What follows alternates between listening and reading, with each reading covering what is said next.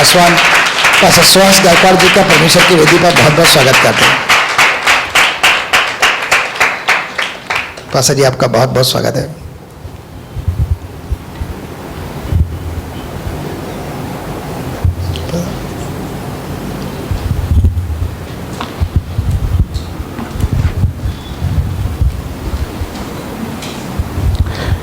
यूहन्ना की पुस्तक 20 अध्याय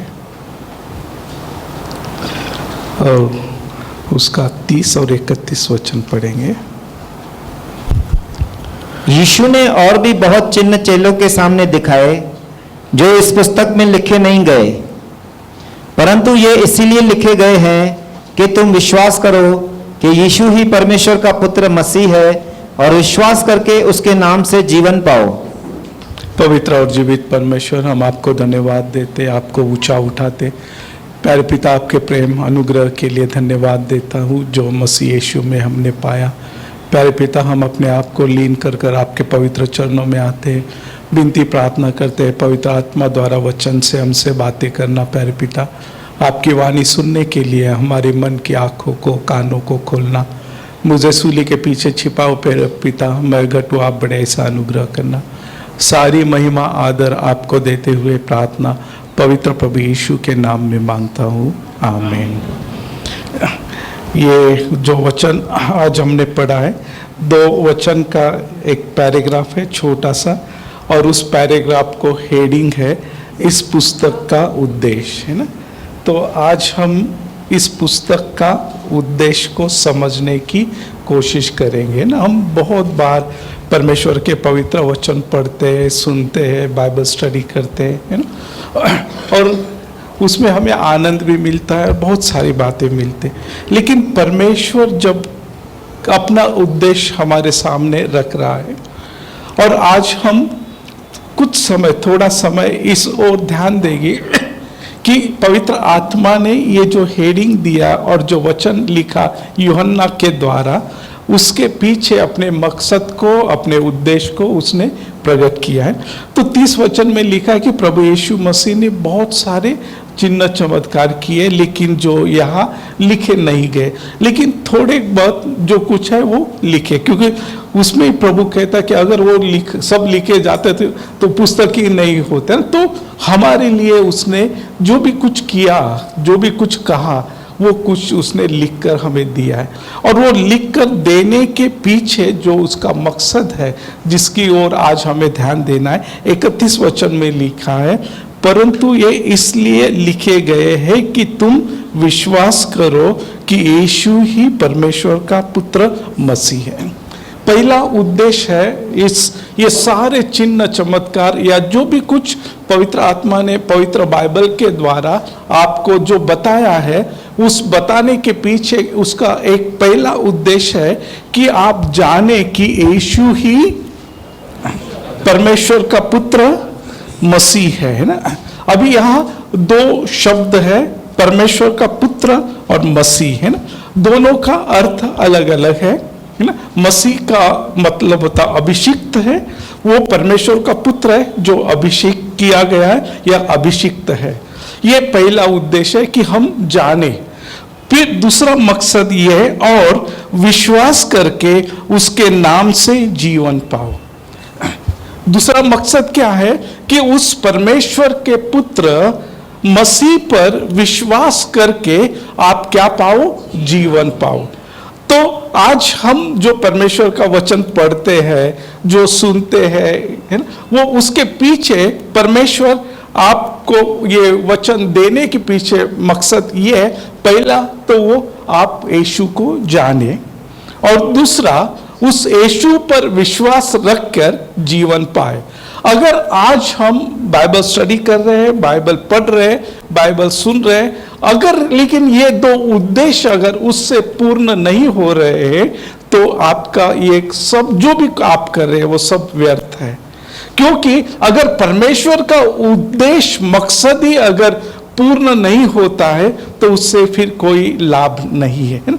तो आज हम जानेंगे कि क्या हम वास्तविकता में उस परमेश्वर के पुत्र यीशु मसीह को पूर्णता इस वचन के अनुरूप जान रहे हैं या जानने की कोशिश कर रहे हैं, या उसे मसीह में उसके जानने में हम और आगे बढ़ रहे हैं, इसके बारे में पहला हमें सोचना है। क्योंकि जब प्रभु यीशु मसीह आया इस दुनिया में तो बहुत सारे लोग उसके पीछे हो लिए। बहुत एक जगह पे हम देखते कि यूहन्ना 5 में ही देखते कि 5000 लोगों को उसने क्या किया, खाना खिलाया। इतने लोग उसके पीछे आ गए थे, और वो 5000 सिर्फ पुरुष थे, महिला बच्चे अलग थे, मतलब वो क्या मालूम कितना हो। लेकिन प्रभु ने उन्हें खाना खिलाया। और फिर हम आगे देखते 6 अध्याय में आते कि प्रभु जब उनको छोड़कर वो इस किनारे से उस किनारे पर आ गया तो वो सारे लोग उसको ढूंढते ढूंढते ढूंढते उसके पीछे आ गए। और जब उसके पास ढूंढते आए तो उन्होंने पहला सवाल पूछा, प्रभु आप यहाँ कैसे आ गए, कब आ गए ना? क्योंकि और वहां कोई दूसरी नाव नहीं थी, एक नाव में चले गए थे। तब प्रभु यीशु मसीह उनसे कहता है कि आपने आश्चर्य कर्म देखे इसलिए आप यहाँ नहीं आए, तो आपने रोटी खाई इसलिए आप आए। और फिर वो आगे कहता है, नाशवान भोजन के लिए कष्ट, परिश्रम या कष्ट न करो। अभी वो प्रभु यीशु मसीह के पास आए, उन्होंने प्रभु यीशु मसीह से वचन को सुना, उसने किया हुआ चमत्कार चिन्ह उन्होंने देखा, और फिर उसके पीछे आ गए। लेकिन प्रभु जब उनको देखता है तो उनके मकसद को वो देखता है। उनको देखता मतलब उनके मकसद को देखता है, और उनका मकसद क्या था? चिन्ह नहीं था, प्रभु का वचन नहीं था, तो क्या था? आज कितने मसीह लोग हैं जो नाश होने वाले भोजन की खोज में प्रभु के पीछे आ रहे हैं। मेरा क्या सवाल है ना, कभी कंफ्यूज नहीं होना। कभी कभी लगता है कि मैं कोई गलत बोल रहा, मैं गलत नहीं बोल रहा हूं।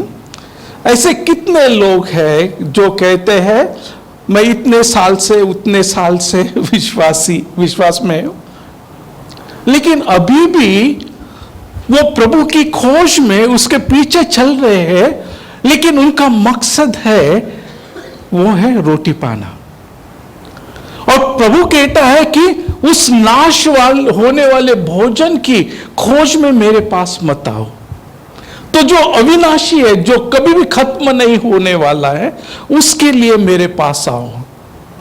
यशायाह 55 में अगर आप देखें तो वहां भी वो कहता है जो भोजन ही नहीं उसके लिए क्यों परिश्रम करते, बिना पैसा मेरे पास आओ और उत्तम भोजन ले लो।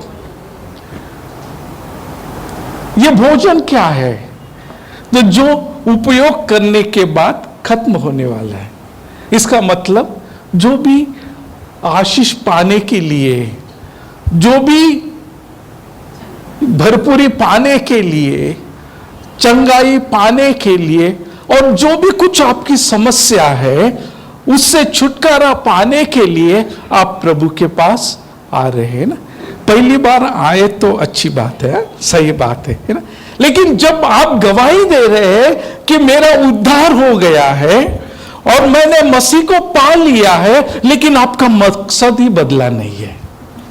मैंने क्या कहा है ना, मैं आप सबको मैच्योर्ड समझता है ना, मतलब प्रभु में मैच्योर्ड है ना, बड़े हैं। अगर आप आज भी मसीह से आशीष पाने के लिए, आशीष का मतलब जो दुनिया की बातें हैं उसे पाने के लिए अगर आप उसके पीछे चल रहे हैं, तो प्रभु कहता है कि इसके लिए मेरे पीछे मत आओ। क्योंकि परमेश्वर का मकसद जब जो देने का भी, ये वचन देने का, और वचन के द्वारा जो चिन्ह और जो सारी बातें आपको बताने के पीछे उसका पहला मकसद है कि यीशु को आप बहुत गहराई से और करीबी से देखे जाने। क्योंकि उस प्रभु यीशु मसीह को देखे और जाने बिना आप वो विश्वास नहीं कर सकते जिस विश्वास से आपको जीवन मिलने वाला है, जो दूसरा मकसद है। हम देखते हैं कि उसी 5 अध्याय में अगर आप 6 अध्याय में अगर आप 63 से आगे पढ़ोगे,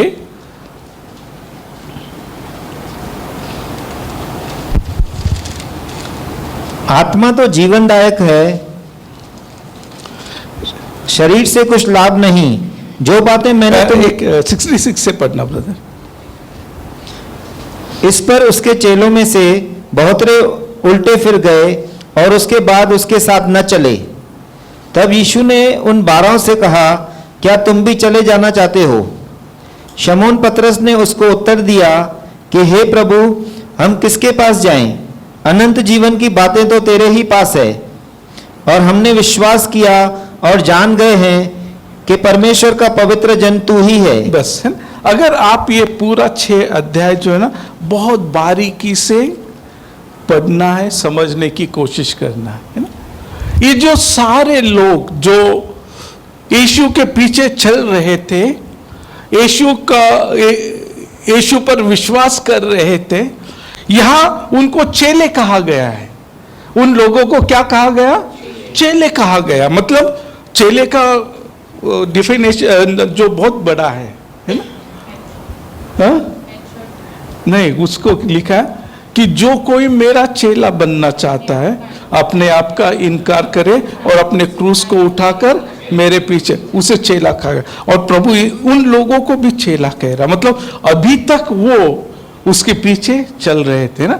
कभी 4000 की भीड़ में भोजन कर रहे थे, कभी 5000 की भीड़ में भोजन कर रहे थे, कभी कभी देख रहे थे किस रीति से उस मृतक विधवा के बच्चे को जीवित किया है, कभी देखे अंधे को कैसा उसने सब देख रहे थे और बहुत जोर से उसका जय जयकार भी करते थे, है ना, क्योंकि वो उनमें सामर्थ का काम कर रहा था, है ना। वो उनको लगता था हम में एक बड़ा भविष्यवक्ता आ गया है, एलिया के आत्मा से या एलिया आ गया, और बहुत जोर जोर से उसको क्या कर रहे थे, उसका जय जयकार भी करते थे। लेकिन जब प्रभु ने कहा कि मेरा शरीर जो है वो खरी सही में भोजन वस्तु है और मेरा लहू जो है, और फिर वो जो कोई मेरा शरीर खाएगा, मेरा लहू पिएगा, वो अनंत जीवन में जाएगा, उस पर मृत्यु का दंड नहीं आएगा, वो मृत्यु से जीवन में पार चला जाएगा। ये सारी बातें प्रभु ने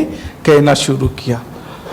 और फिर प्रभु ये जो 63 से आगे जो ना प्रभु उनको समझा रहा है आत्मा और जीवन की बातें और भौतिक बातें, है ना। लेकिन वो सब कुछ समझाने के बाद भी वो चेले जो है वो उससे, यहां लिखा है, बहुत से चेले बहुत से उल्टे फिर गए और उसके बाद उसके साथ न चले। जब प्रभु ने कहा कि मुझे तुमको खाना है, प्रभु ने क्या कहा? मुझे तुमको खाना है और मेरे लहू को पीना है। तब वो सारे चेले जो अब तक रोटी खा रहे थे, आनंद कर रहे थे, आशीष में इंजॉय कर रहे थे, बड़े बड़े चिन्ह चमत्कार देख रहे थे, लेकिन जैसा ही मसीह को पूर्णता से आत्मसात करने के लिए जब प्रभु ने कहा, तब वो उल्टे फिर गए, प्रभु को छोड़कर चले गए। और लिखा है कि फिर वो कभी भी वापस नहीं आए। तो हो सकता है कि उन्हें भोजन मिला होगा, बहुत सारी आशीष छुटकारे की बातें उनके जीवन में हुए होंगे। हो सकता है कि प्रभु की संगति में उन्हें सारी भरपूरी भी मिली होगी। प्रभु के संगति में उन्होंने बहुत सारे बड़े बड़े परमेश्वर के आश्चर्य कर्म भी देखे। सब कुछ इस पृथ्वी पर रहते समय उनको जो भी आवश्यक बातें थी वो सारी बातें उनको मिली। प्रतिष्ठा भी मिली होगी कि यीशु के पीछे चलने वाले लोग हैं। लेकिन जो देने प्रभु यीशु आया वो नहीं मिला, वो था जीवन। दुनिया की बातें उन्हें मिल गई, नाम मिला, फेम मिला, आशीष मिला, भरपूरी मिले, सब कुछ मिला, लेकिन जो देने के लिए प्रभु आया था वो जीवन उन्हें नहीं मिला। तो फिर उन्होंने जो भी चिन्ह चमत्कार देखे, जो भी बातें उन्होंने सुनी, जो भी उन्होंने देखा, उससे उनको क्या लाभ हुआ? इन अंतिम दिनों में हर एक विश्वासी ने इस बात की गहराई में सोचने की आवश्यकता है कि आज मैं यहां क्यों हूं? मैं आज जो भी बाइबल पढ़ रहा हूं, जो भी मैं प्रार्थना कर रहा हूं, जो संगति कर रहा हूं, उसके पीछे मेरा मकसद क्या है? क्या सिर्फ मैं इस दुनिया में एक शांति भरा आशीषित जीवन जीने के लिए यीशु के पास आया है? क्योंकि पहली गवाही तो हमारी यही होती है कि प्रभु के पास आओगे तो सब कुछ मिल जाएगा। अच्छी बात है, उसके विरोध में मैं नहीं हूं, है ना, कि हर एक कहते कि जो डूबते रहता है उसको तिनके का भी सहारा मिले। तो ऐसे बहुत सारे लोग इस दुनिया में हैं जिनको तिनके का सहारा है। हमारा यीशु तो तिनका नहीं, वो तो एक बड़ा वट वृक्ष है। लेकिन ये जो मेरे सारे सवाल है वो आप लोगों के लिए है, जो आज प्रभु में बढ़ रहे हैं या बढ़ चुके हैं। प्रभु ने आपको अनुभव, प्रभु का आपने अनुभव ले लिया है, उसके प्रेम को जाना है, उसके सामर्थ्य को जाना है, उसके अनुग्रह को जाना है। लेकिन ये उसके प्रेम, अनुग्रह, सामर्थ्य को जानने के बाद भी अगर हमारी दृष्टि इस शरीर और इस दुनिया में ही लगी हुई है तो हमारा मन भी इसी बातों में लगा रहेगा। और फिर हम वो उद्देश्य तक जो परमेश्वर ने दिया है कि हम मसीह को जाने, जो परमेश्वर का पुत्र मसीह है उसको जाने और उसे जानकर उस पर विश्वास करके जीवन पाए, और वो जो अनंत जीवन है वो हमारे लिए परमेश्वर का अंतिम उद्दिष्ट है।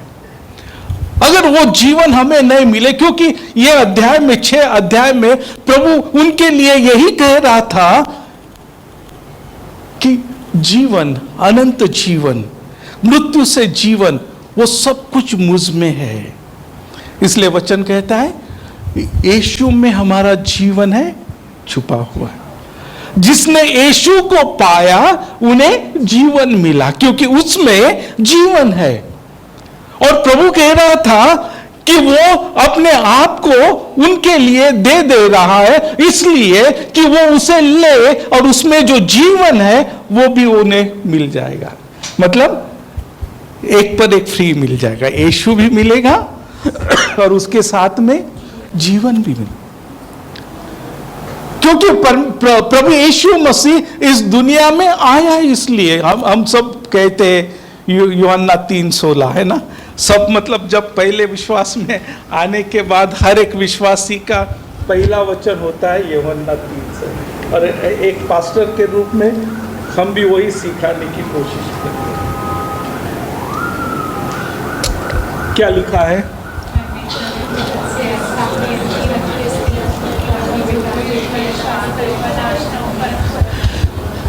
क्या मिले? अनंत जीवन पाए।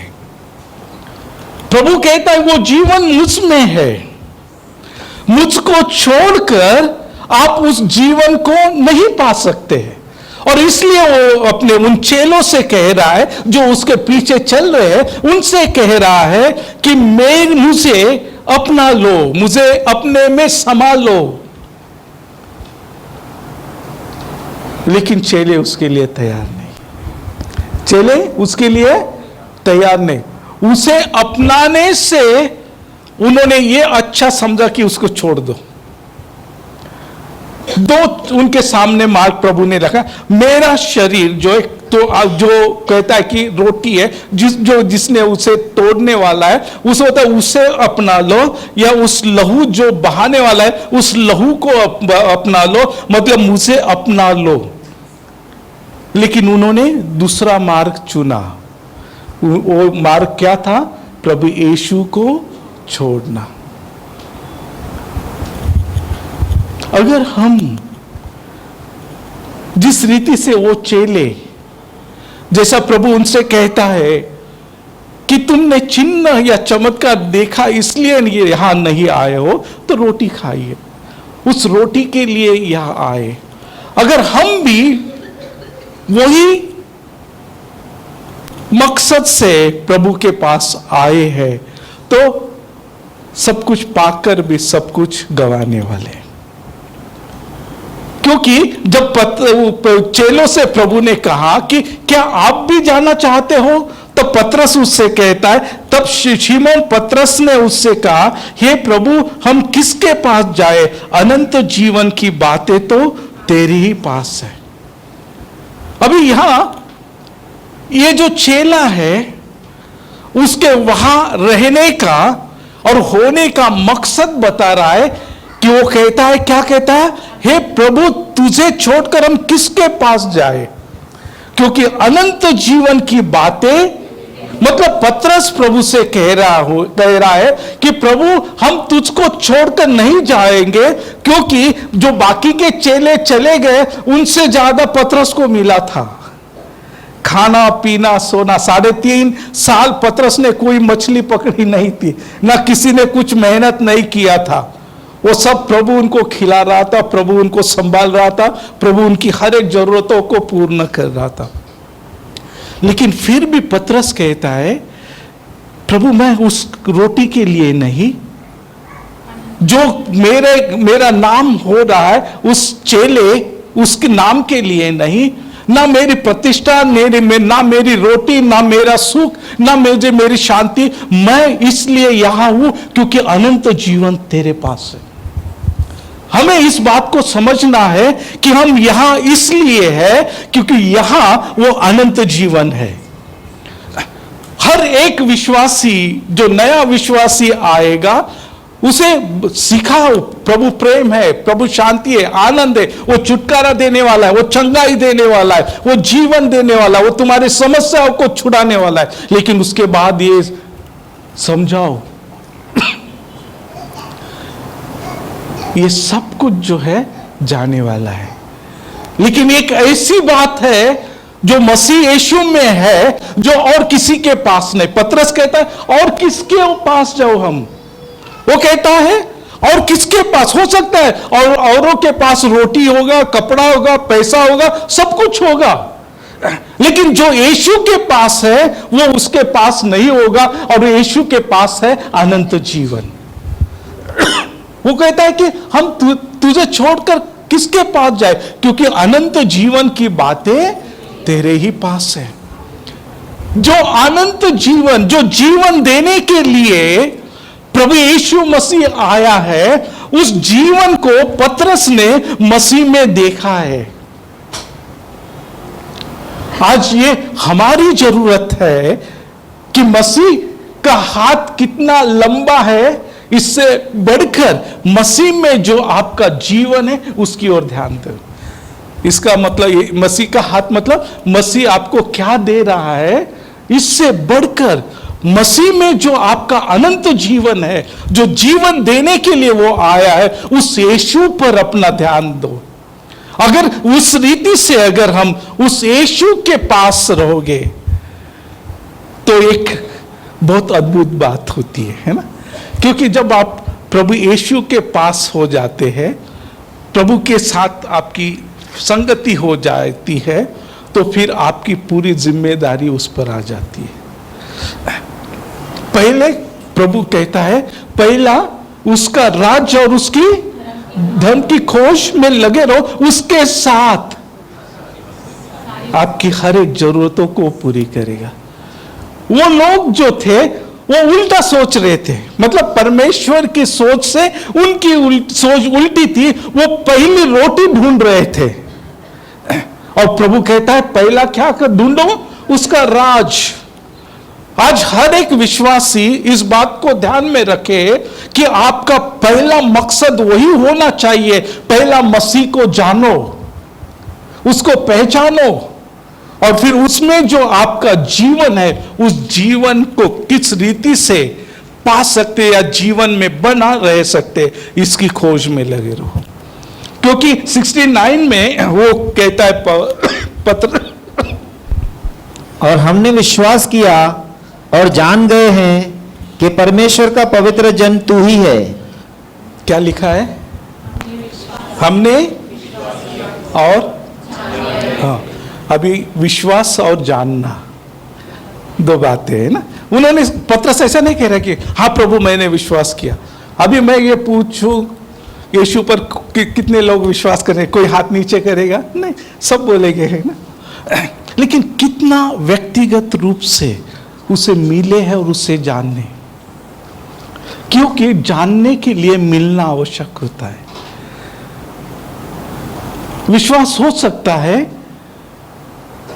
जिस रीति से इन चेलों ने वो कामों को देखा, उसके सामर्थ्य को देखा, उस रोटी को देखा, वो पीछे चले आ गए।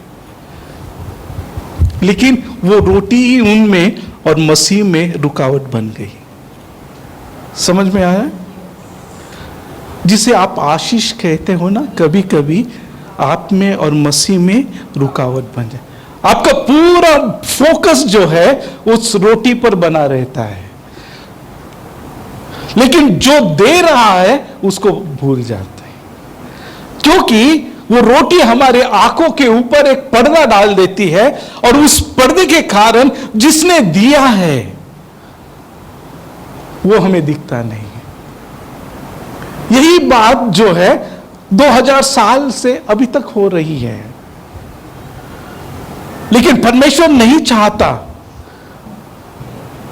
कि किसी एक का भी नाश हो जाए। परमेश्वर किसी एक का भी नाश हो। ये जो परमेश्वर की चाहत है, हर एक को जीवन मिले और वो भी बहुतायत का जीवन मिले। वो जीवन देने के लिए यीशु कहता है यूहन्ना 10:10 में, मैं आया हूं कि तुम्हें जीवन और बहुतायत का जीवन देने। लेकिन अगर उस मसीह को ही नहीं जाना, उस मसीह को ही नहीं अपनाया, तो मसीह में जो जीवन है वो आपको कैसा मिलेगा? परमेश्वर कहता है तुम्हारे सामने जीवन और मृत्यु, तुम किसको चुनो? जीवन भी है और मृत्यु भी है। आप किसको चुनने वाले? अभी यहां लिखा है वो उल्टे फिर गए। इसका मतलब क्या हुआ? उन्होंने मृत्यु को चुना है। और कौन लोग हैं वो? चेले हैं, प्रभु के पीछे चलने वाले, सुनने वाले और उसके सारे चिन्ह चमक आश्चर्य कर्म देखने वाले। क्या आज ऐसा कोई बीज हमारे अंदर है? हमें अपने आप को टटोलना बहुत जरूरी है। आपका हृदय, आपका मन परमेश्वर के सामने एक सीधाई में होना बहुत जरूरी है। आपके हर एक मकसद जो है, आपके हर एक उद्देश्य जो है, आपके हर एक एम जो है, वो सीधे और परमेश्वर के दृष्टि में क्लियर होना बहुत जरूरी है। क्योंकि हमारा परमेश्वर जो सीधाई का परमेश्वर है। और आज हम देखते हैं कि जो अलग अलग डॉक्ट्रिन्स आ रही है, जो अलग अलग सिद्धांत आ रहे हैं, वो हमारी नजर को मसीह से हटाकर और बातों की ओर लेकर जा रही है। जैसा हम ग्रेस डॉक्ट्रिन्स है ना, वो हमारी दृष्टि को मसीह से हटाकर कहाँ लेकर जाती है? जो आप पा रहे हैं उन पर या रोटी पर लेकर जाते हैं। बहुत सारे जो भी अभी कल्स कहा जाता है, कल्स का मतलब क्या है? कल्ट का मतलब होता है जो कल्प्रिट है, मतलब जो एक कपट से आया हुआ, फंसाने के लिए आया हुआ एक सिद्धांत। यहां लिखा है कि यह उसका पीछे का जो मकसद है कि हम किसे देखे जाने? यीशु ने, परंतु ये इसलिए लिखे गए हैं कि तुम विश्वास करो कि यीशु ही परमेश्वर का पुत्र मसीह है। ये बाइबल, ये यूहन्ना की पुस्तक और ये जब कुछ जो भी कुछ पवित्र आत्मा के द्वारा आज हमारे हाथ में मिला है, जिसे हम पवित्र बाइबल कहते हैं, उसके पीछे एक ही मकसद है। पहला कि हम जाने और विश्वास करें कि यीशु ही परमेश्वर का पुत्र मसीह है। अभी फिर कोई आएगा बोलेगा नहीं नहीं, यीशु ही पिता है ना। तो फिर कोई आए बोलेगा यीशु तो भविष्यवक्ता है, और भी बहुत सारे आएंगे। लेकिन ये जो बाइबल जिसे आप हाथ में उठाकर चलते हो, इस बाइबल में लिखा है कि इस बाइबल का लिखने का मकसद यह है कि आप विश्वास करो कि यीशु ही परमेश्वर का पुत्र मसीह है। मसीह का मतलब होता है अभिषिक्त, है ना। प्रभु यीशु सिर्फ परमेश्वर का पुत्र नहीं है, तो वो अभिषिक्त है, जिसे इंग्लिश में क्राइस्ट कहा जाता है। अनॉइंटेड है, अभिषिक्त है मसीह। और वो अभिषेक इसलिए हुआ है कि वो हमारे पापों को उठाकर उस सूली पर अपने आप को बलिदान करने के लिए और हमें उस मृत्यु के द्वारा जीवन देने के लिए परमेश्वर ने उसे अभिषेक किया है। प्रभु यीशु मसीह सिर्फ परमेश्वर का पुत्र नहीं है, तो वो एक मकसद से ये इस दुनिया में आया है, और वो मकसद ये है कि हम जो पाप के कारण मरे हुए थे, जो नरक की आग की ओर जा रहे थे, शैतान और पाप के गुलामी में उस दलदल और को कीचड़ में फंसे हुए थे, उसमें से निकालकर अपने लहू से धोकर शुद्ध कर परमेश्वर की पवित्र संतान बनाकर अनंत जीवन में ले जाने के लिए वो अभिषेक लेकर इस दुनिया में आया था। वो सिर्फ आपको चंगाई देने नहीं आया था, वो तो आपको आशीषित करने के लिए सिर्फ नहीं आया था, वो आपके समस्याओं को छुड़ाने के लिए नहीं अभिषेक हुआ। उसका अभिषेक हुआ, वो इसलिए हुआ कि उस अभिषेक के द्वारा उस मृत्यु पर अधिकार रखने वाले शैतान को अपने मृत्यु से हराकर हम जो मृत्यु के गुलामी में थे उससे छुटकारा पाकर अनंत जीवन को पाए। जब तक हम उस परमेश्वर के पुत्र और उसके उस अभिषेक को नहीं समझेंगे, हम कैसे विश्वास कर पाएंगे? अगर हम उस मसीह परमेश्वर का जो पुत्र है, उसका जो मसीह होना है, जो क्राइस्ट होना है, अभिषिक्त होना है, उस अभिषेक को इसलिए हुआ है क्योंकि उसी में आपका और मेरा जीवन छुपा है, उस मृत्यु में। और वो उन चेलों से यही कह रहा है, मैं अपने शरीर को उस क्रूस पर, वो मैं जो तोड़ने वाला हूं, मैं उस क्रूस पर जो अपने लहू को बहाने वाला है, उस बलिदान को स्वीकार करो। क्या करना है? यीशु के बलिदान को स्वीकार करना है, उस बलिदान पर विश्वास रखना है, और वो बलिदान ही उस मसीहत को पूरा करता है। इस बात को मानना और जानना जरूरी है। लेकिन उन्होंने उनसे इस बात से इनकार कर दिया।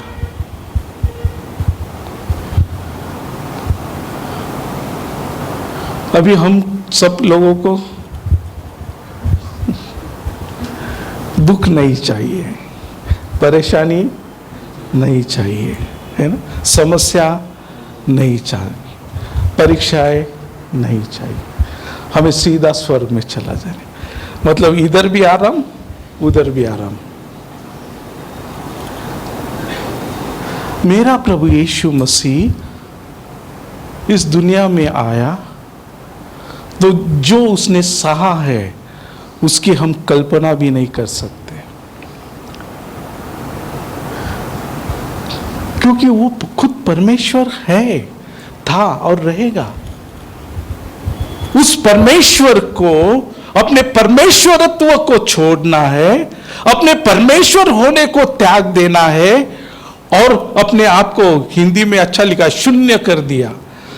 फिलिपी 2:6 और 7 में अपने आप को क्या किया, और उसने दास का रूप लेकर मृत्यु, और वो भी क्रूस की मृत्यु उठा ली। लेकिन उस क्रूस की मृत्यु सहने से पहले गेत्सेमने में जब जाता है तो लिखा है कि उसका पसीना खून के नाई टपक रहा था, है ना। और मेडिकल में कहा जाता है कि वो जब मैसिव अटैक आता है तब वैसा लहू, मतलब जब पसीना उस समय वैसा बहता, मतलब जो बोझ उस समय उसके ऊपर था, उसका शरीर जो था वो उसको उठाने की शक्ति उसमें उस समय नहीं थी। जो उसके सामने जो दुख था, उसके सामने जो अपमान था, उसके सामने जो क्लेश था, वो उसने उसको उठाने के लिए अपने आप को कमजोर देख रहा था। इसलिए वो गया पतरस याकूब यूहन्ना का साथ लेकर, कहा थोड़ा समय मेरे साथ में जागते रहो। क्या कहा? थोड़ा समय। और वो उनसे थोड़ा आके जाकर प्रार्थना करना, हे पिता हो सके तो ये कटोरा मुझसे दूर कर, लेकिन मेरी इच्छा नहीं। सबसे दुखद बात ये है कि जिन तीन पर उसको भरोसा था, जिनसे वो बहुत प्रेम करता था, वो कहता कुछ समय भी तुम मेरे साथ जाओ। ये कितना फेलियर है, मतलब उसको कितना वो क्लेश दे दिया होगा, मतलब वो खुद उस क्लेश में है, लेकिन उसके संगति में कोई एक भी उसका साथ नहीं दे पाया। ये किस लिए था? उनके लिए, मेरे लिए, हमारे लिए जीवन देने का वो एक मार्ग था। आज हमें वो यीशु नाम के लिए चाहिए, काम के लिए आशीष चाहिए। ऐसा दोहरा जीवन जीकर हम उस अनंत जीवन में कभी भी नहीं जा पाओगे। आपको ये आप तो पूर्णता से उस यीशु को, उसके शरीर को, उसके लहू को खाना होगा, पीना होगा, अपने में एक करना होगा, या फिर उससे अलग होना होगा।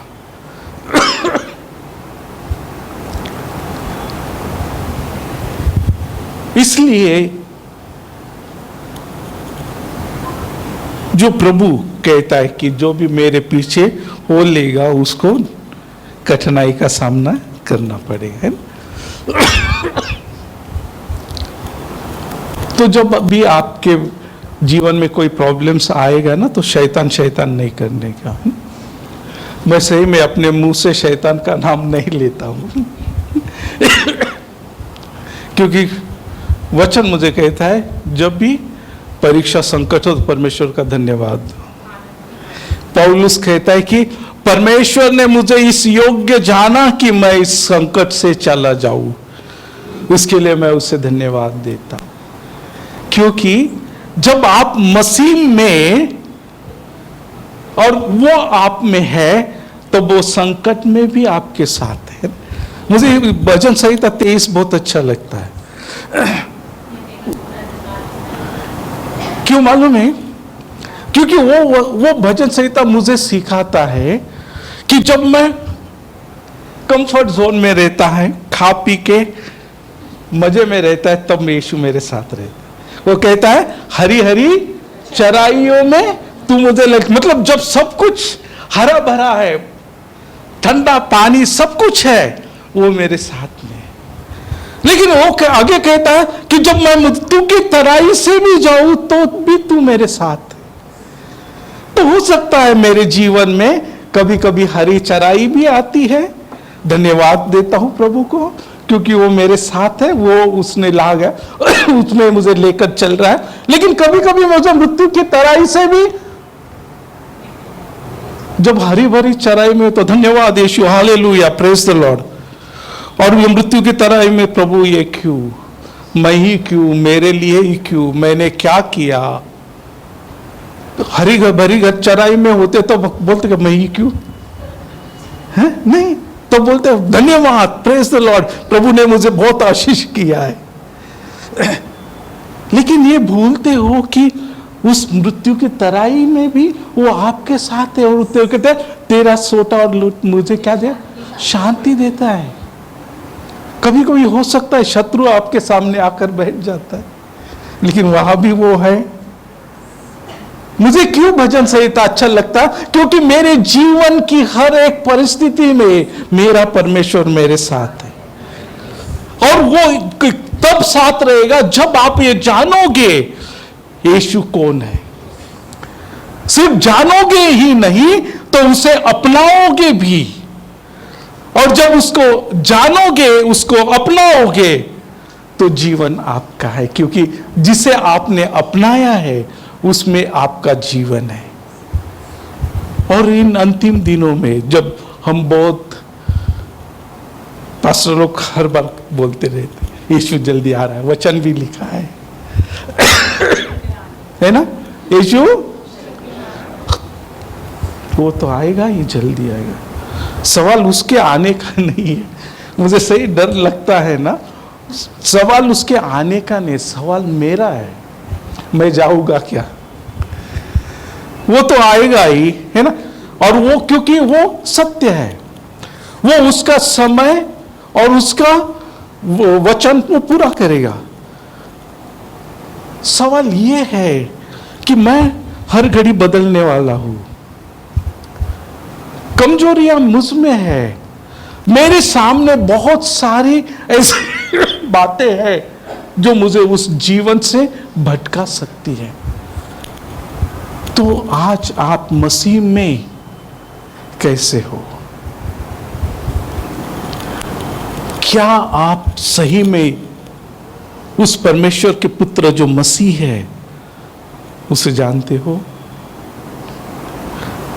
जानते हो तो किस रूप में जानते हो? जैसे उन चेलों ने उसे जाना, रोटी खिलाने वाला, क्या उस रूप में आप उसे जान रहे हैं, या आपका जीवन दाता परमेश्वर जिसमें आपका जीवन है? यीशु मिल गया, सब कुछ मिल गया। सब कुछ कहते समय दुनिया का सब कुछ क्या, आनंद सब कुछ, ये बात पर भी ध्यान देखना, क्योंकि बहुत बार जान दो है ना? तो हमें इस बात को थोड़ा गंभीरता से सोचने की आवश्यकता है। और वो कहता है कि इसलिए कि तुम विश्वास करो कि यीशु ही परमेश्वर का पुत्र मसीह, और विश्वास करके उसके नाम से जीवन पाओ। उसके नाम से क्या करो? जीवन पाओ। हम देखते एक वचन हम पढ़ेंगे,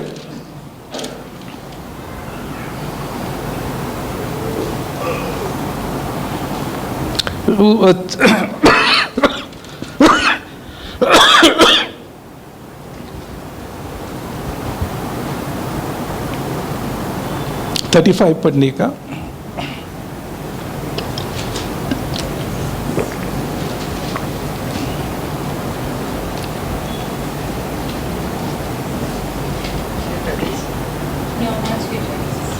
सिक्स का 35, 36।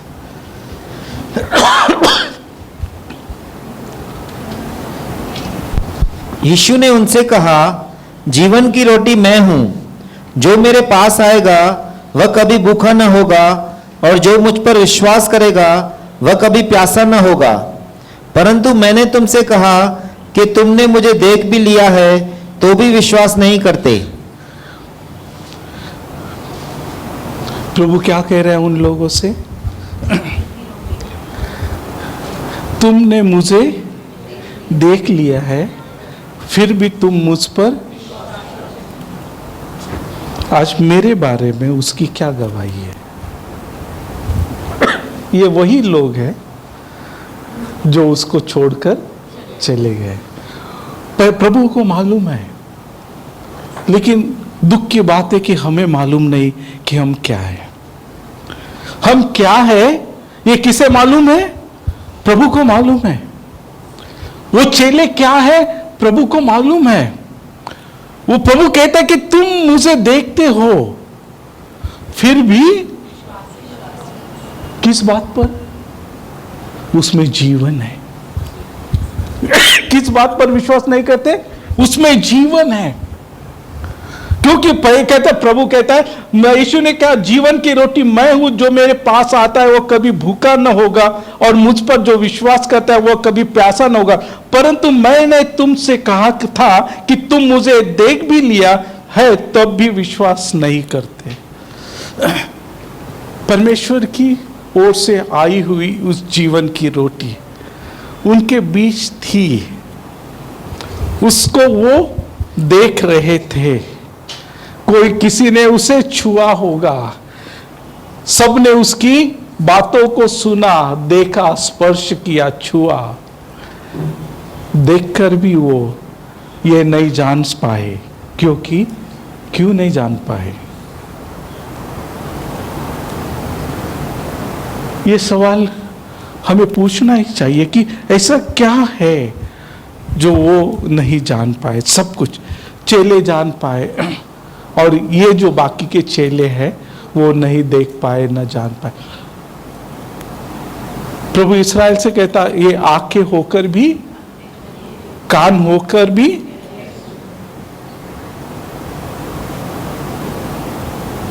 ना तो वो शारीरिक अंधे थे ना वो शारीरिक बहरे थे, लेकिन वो आत्मिक अंधे भी थे और आत्मिक बहरे भी थे।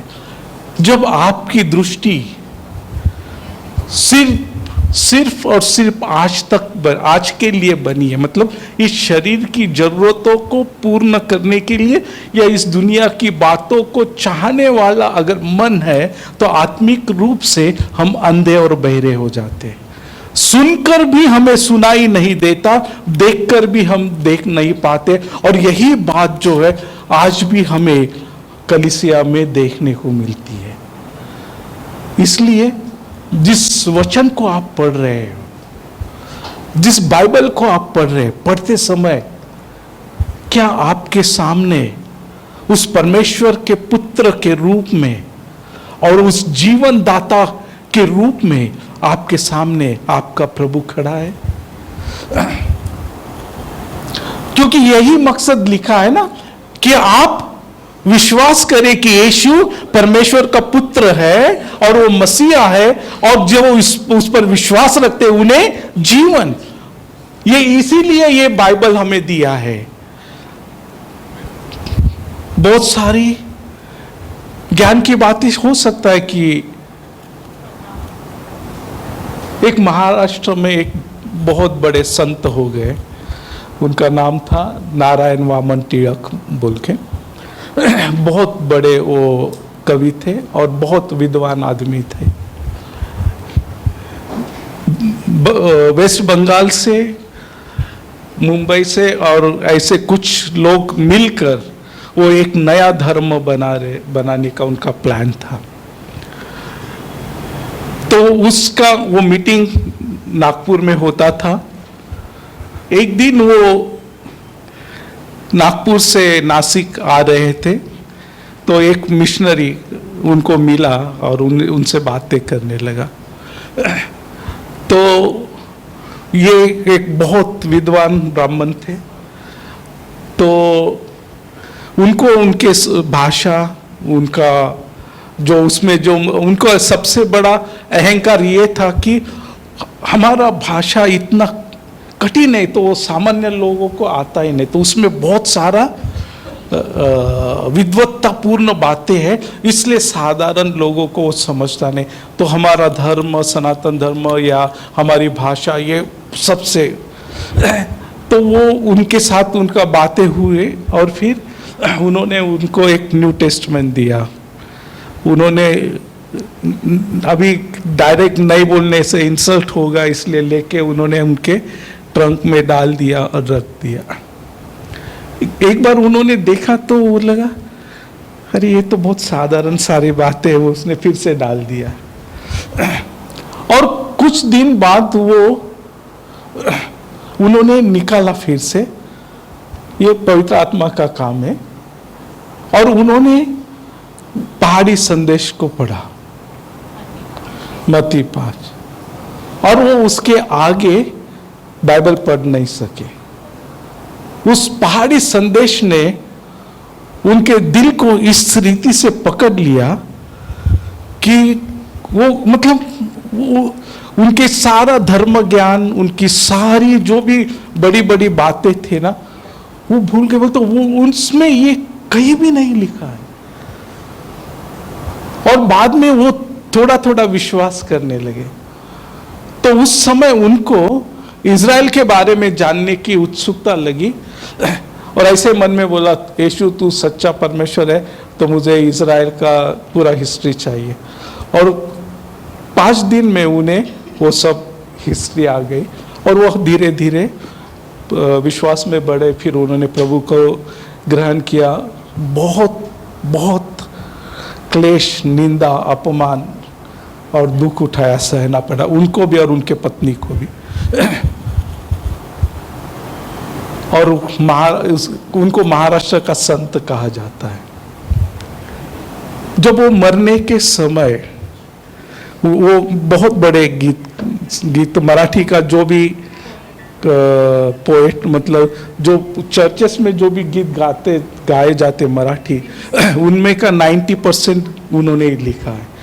मरने से कुछ समय पहले उन्होंने एक आखिरी गीत लिखा और वो गीत के शब्द थे, पुष्कळ अजुनी मी उना रे प्रभु मी पुष्कळ अजुनी उना। मतलब मैं अभी भी मुझ में बहुत सारी कमी रहती है प्रभु, मुझ पर अनुग्रह कर। और जब वो मरने के बाद उसके कब्र पर भी उसने यही लिखने को कहा था। कहने का मतलब क्या है, आपको उस परमेश्वर का पुत्र मसीह मिलना चाहिए। अगर वो मिल गया ना तो दुनिया की सब कुछ चला गया। वो व्यक्ति एक बहुत बड़ा विद्वान था, उसकी विद्वत्ता, उसका नाम, सम्मान सब कुछ मिट्टी में मिला गया। उसकी पत्नी, बच्चे सब कुछ चले गए। लेकिन उसको परमेश्वर का पुत्र मसीहा मिला था जिसमें वो जीवन था। तो मसीह का पुत्र मसीह मिलने के बाद, परमेश्वर का पुत्र मसीह मिलने के बाद, आप हरी भरी चराई में हो या मृत्यु की तराई में, आप में कोई उससे कुछ फर्क नहीं पड़ता है। उससे आप में कुछ फर्क नहीं पड़ता, क्योंकि आपको वो मिला है जो आपको जीवन देने के लिए समर्थ रखता है। तो आज से जब भी आप बाइबल स्टडी करो, बाइबल पढ़ो, वचन सुनो, ध्यान देखना है क्या वहां आपको यीशु मिल रहा है। क्योंकि चिन्ह चमत्कार जो है ना, या हम चिन्ह के बारे में बात कर रहे हैं ना, शैतान भी यही काम करता है।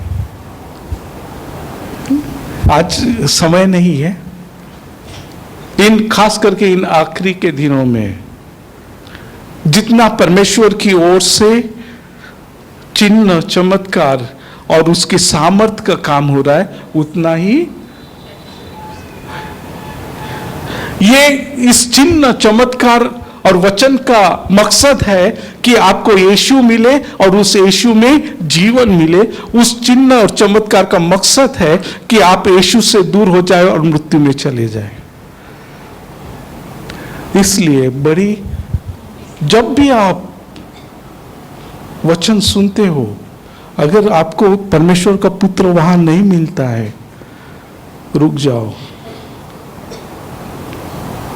आपको वहां उसके अनंत जीवन का आनंद और उसका मकसद आपको नहीं मिलता है, रुक जाओ।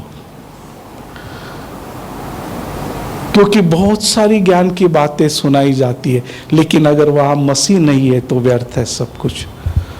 तो आज हम इतना ही समझे, ये बाइबल जो मेरे हाथ में है उसका मकसद है कि मुझे यीशु मिले और उसमें जो जीवन है वो भी मुझे मिले। तो आप इसकी खोज में जब रहते हो तो उस यीशु की खोज में रहते हो। जब आप यीशु के खोज में होते हो तो आप जीवन की खोज में होते हैं, क्योंकि उसमें आपका जीवन है। पवित्र और जीवित परमेश्वर, हम आपको धन्यवाद देते, आपको ऊंचा उठाते। प्यारे पिता, सारी महिमा आदर आपको देते हुए प्रार्थना विनती करता हूँ। प्यारे पिता, हर एक के व्यक्ति के साथ आपने बातें की है प्यारे पिता। प्यारे पिता, हम आपके निकट इसलिए नहीं है कि आपने हमारी ज़रूरतों को पूरा किया है प्यारे पिता, इसलिए नहीं कि आपने हमें छुटकारा दिया है, इसलिए हम आपके निकट है क्योंकि आप ही वो परमेश्वर का पुत्र है जिसमें हमें जीवन है प्यारे पिता। और मैं विनती और प्रार्थना करता हूँ इसी मकसद से मसीह में बने रहने के लिए हर एक को सहायता करना, खास करके अंतिम दिनों में शैतान की सारी कुयुक्तियों से कलीसिया को, हर विश्वासियों को बचा के रखना प्यारे पिता, और आपकी पवित्र उपस्थिति में जो सच्चा आनंद है वो पा सके ऐसा अनुग्रह करना। प्रार्थना करता हूँ प्यारे पिता, पास्टर्स, एल्डर्स और कलीसिया को आपके पवित्र हाथों में देता हूँ, आशीष करना और आपकी महिमा के लिए हर एक का इस्तेमाल करना। सारी महिमा आदर आपको देते हुए प्रार्थना पवित्र प्रभु यीशु के नाम में मांगता हूँ, आमीन।